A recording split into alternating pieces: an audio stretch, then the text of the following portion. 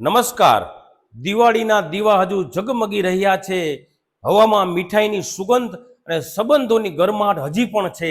અને આજે છે લાભ પાંચમ, જે દિવસને લાભ અને સુભાગ્યની શરૂઆતનો દિવસ કહેવામાં આવે છે. આજનો દિવસ માત્ર વ્યવસાય માટે નહીં, પરંતુ નવા વિચારો, નવી ઉર્જા અને નવા સપનાઓ સાથે આગળ વધવાનો છે. જે રીતે આપણે નવું વર્ષ શુભ માનીને શરૂ કરીએ છીએ, એ જ રીતે આજે નવા કાર્યની શરૂઆત માટે આ દિવસ અત્યંત શુભ માનવામાં આવે છે. લાભ ફક્ત નાણાંમાં નહીં, પરંતુ સારા કર્મો, સારા વિચારો અને સારા સંબંધોમાં પણ મળે છે. એટલે લાભ પાંચમ એ આપણને યાદ અપાવે છે કે લાભ હંમેશા દિલથી શરૂ થાય છે, દિમાગથી નહીં. ચાલો આજે નવા વિચારો સાથે નવી શરૂઆત કરીએ. ચાલો મિત્રો, આજે આપણે સૌ નવો કોન્ફિડન્સ, નવી એનર્જી સાથે આપણે આપણા સપનાને હકીકતમાં બદલીએ.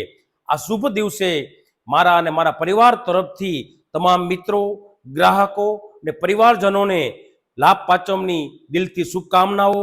આપના દરેક કાર્યમાં લાભ મળે, આપના જીવનમાં સુખ, સમૃદ્ધિ અને આનંદ સતત વહેતો રહે તેવી શુભેચ્છા. ધન્યવાદ.